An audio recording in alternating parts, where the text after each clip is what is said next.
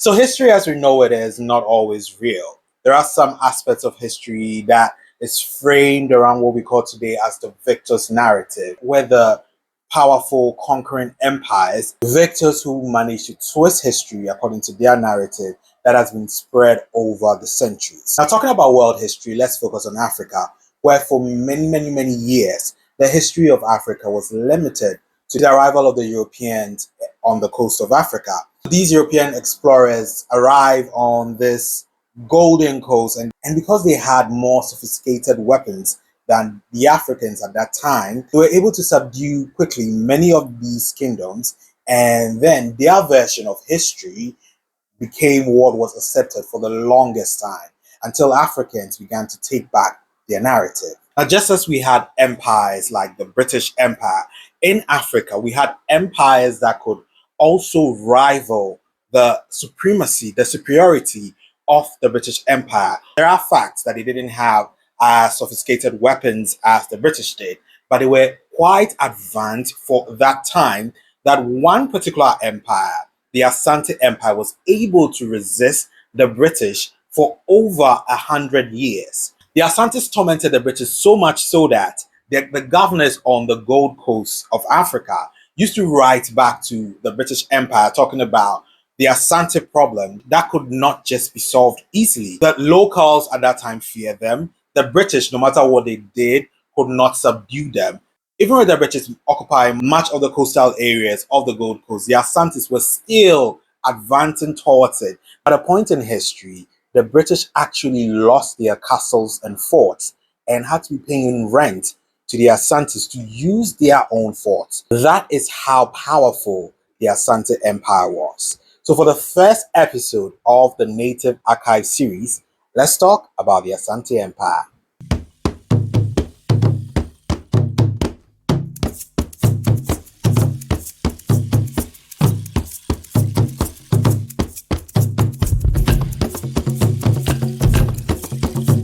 There's a lot of information out there about the Asante Empires. It's one of the most documented African kingdoms around the world.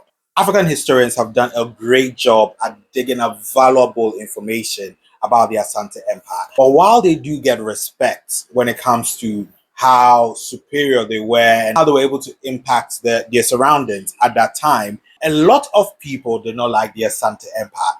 Essentially, the Asante Empire is like that kid who gets bullied in school and during the summer vacation gets a gym membership and then returns to school with all these muscles and they're tough. And instead of trying to protect the weaker ones or trying to protect people who are getting bullied, they become part of the problem where they also start bullying the less stronger ones. The Asantes lived for war. Whenever they had a new king, the new king's role, the new king's job was to advance the territories of Asanteman by using war, capture more lands to come into the Asanteman's fold. There's actually a king in Asanteman's history who did not really like war because he sort of had a different religion. He was secretively practicing Islam and he was not open to the idea of war and using war to, cause havoc on other people. And he ended up being destood for not supporting the agenda of living for war. But the Asante Empire, they were not always the Asante Empire that we know now. They not just magically appear as this kingdom that, even though they did not have guns to start with, they were still beaten down other vassals, other states that surrounded them. They did not just gain their superiority just like that.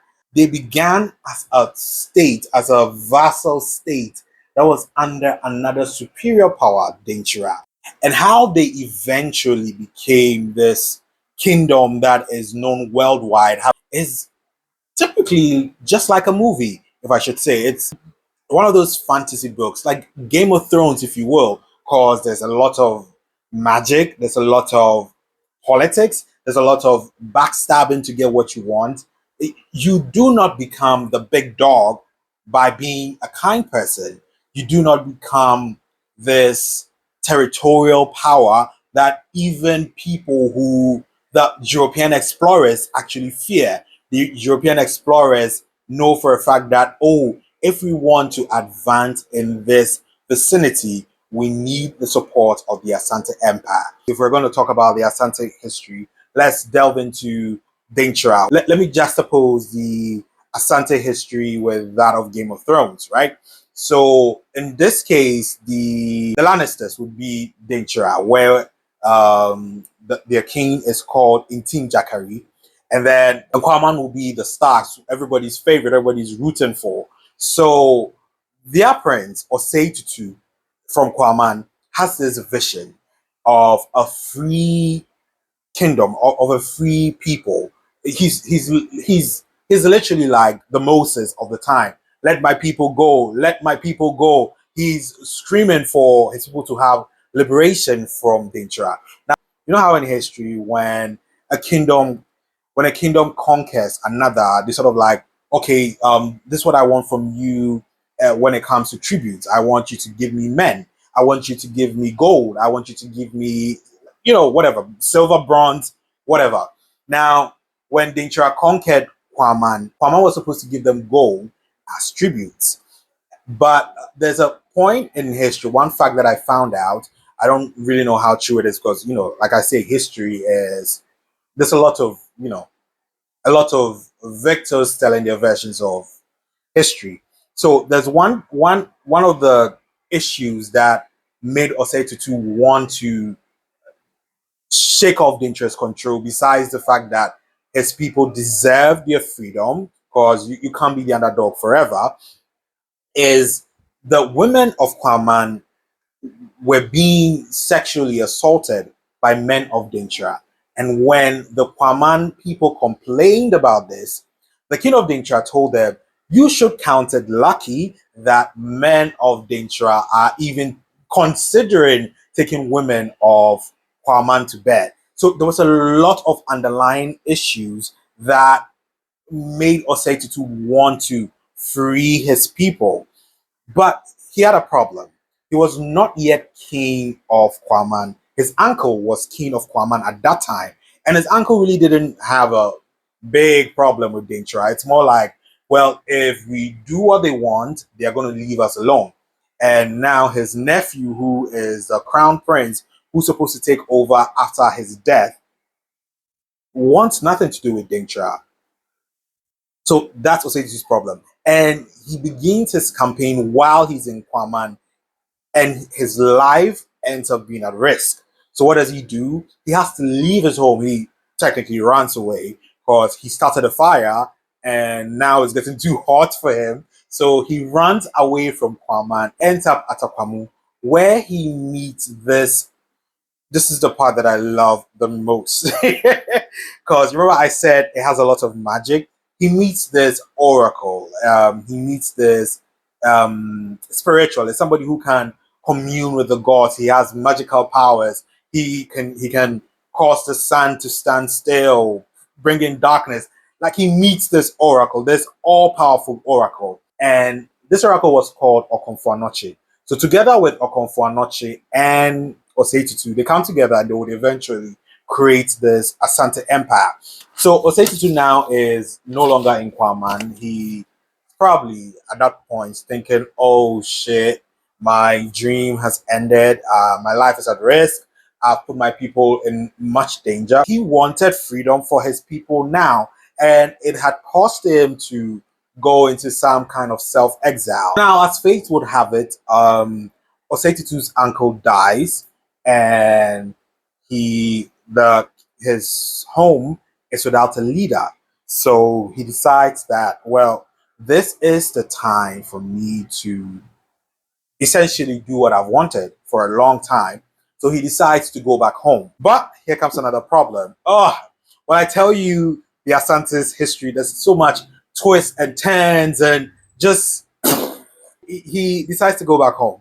But this is a man whose life is already at risk, right? How is he going to get back home safely? And once he gets back home, how does he make sure that Dintra doesn't march on them suddenly and puts not only his life but the lives of his people, the people that he's essentially fighting for? That's where Akwamu comes in. So he was accepted into the king of Akwamu's home, you know, political refugee. When he's leaving, Akwamu gives him, um, I may be getting the number wrong, but 250 soldiers. That's a big deal. And we're talking like 16th century, right? So it's a big deal. 250 soldiers. Akwamu are known warriors. Like they bleed for war. So 250 warriors, that's going to do a lot for a kingdom that essentially did not have any warriors. So Saito leaves Akwamu with the oracle of Konfanoche and the soldiers from Akwamu. They get home safely, but here's another problem. Aquaman is like a tiny speck in the grand scheme of things.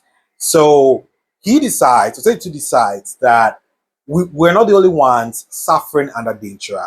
So what they're going to do is they are going to approach Adavasal's state of danger, and ask them to come together, form a new kingdom, and push back against danger. Not a lot of people are interested. Like, I mean, come on. Daitra is a bad guy here. Why would I want to risk my skin for whatever dream that you have?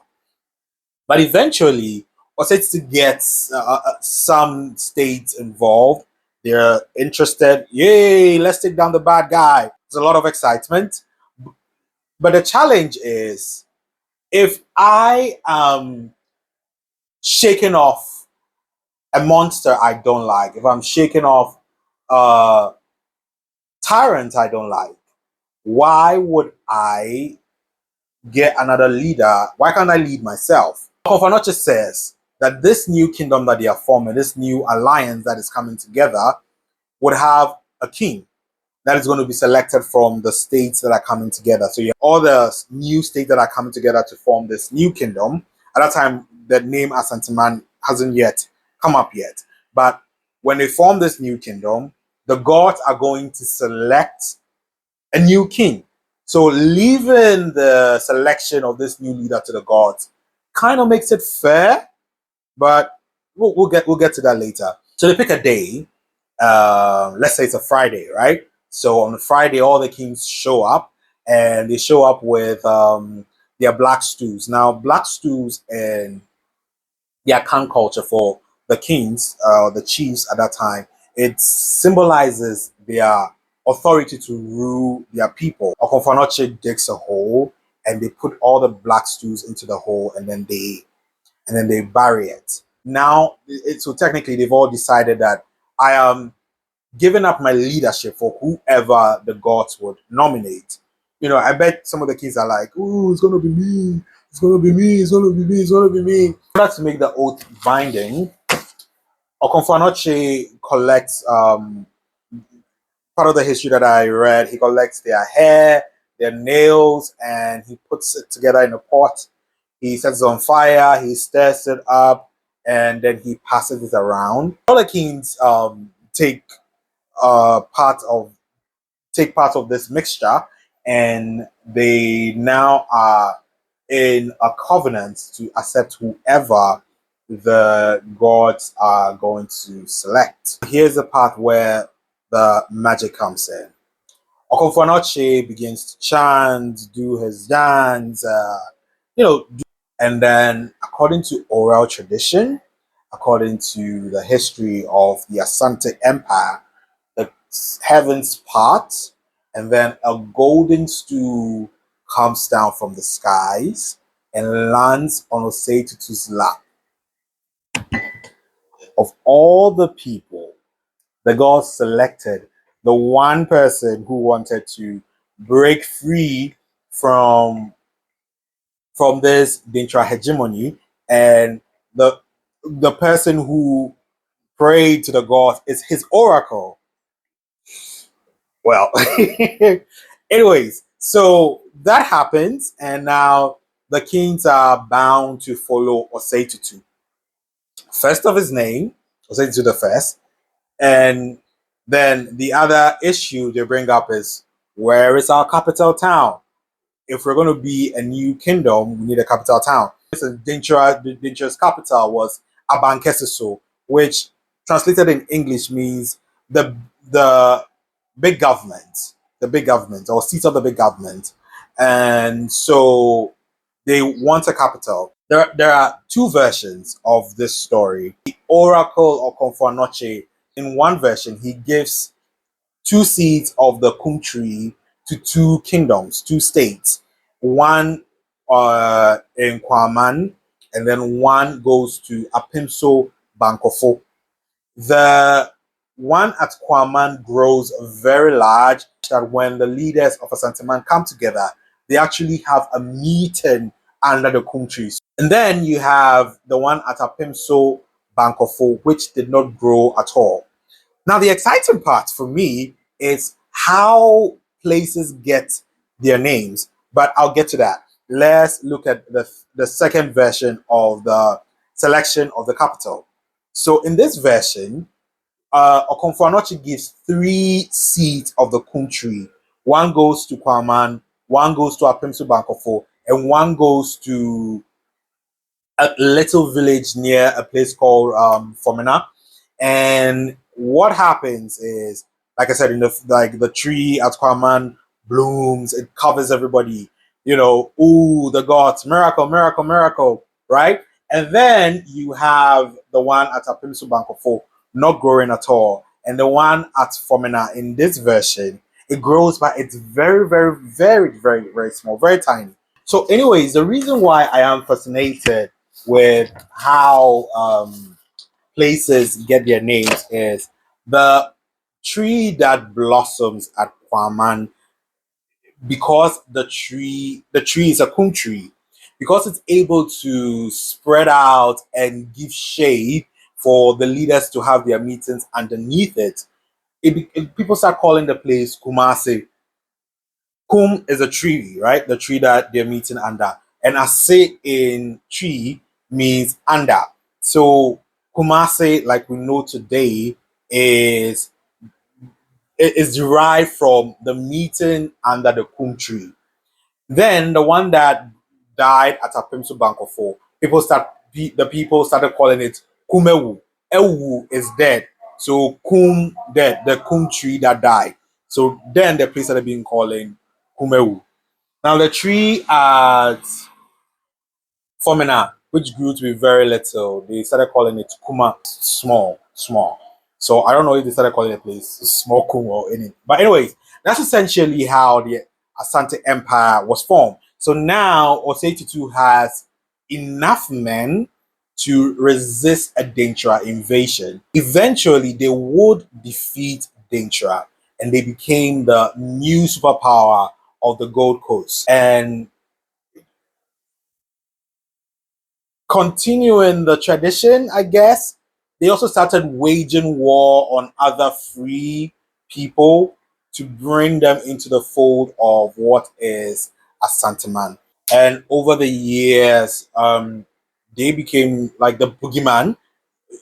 People were living in fear of an Asanteman invasion. So I want to tell you something interesting that you should be interested in if you love history, and if you want to enjoy history in the way that it doesn't feel like a lesson. If you want to enjoy history in a way that it's like, oh, I'm reading a very good book. If you're watching a movie and they say based on a true story, and it gets to a particular part, and you're like, I would rather know what happens to this character because of anxiety and the stress that the movie is giving you. So you kind of like pause the movie, and I'm talking too much. I want to introduce you to something.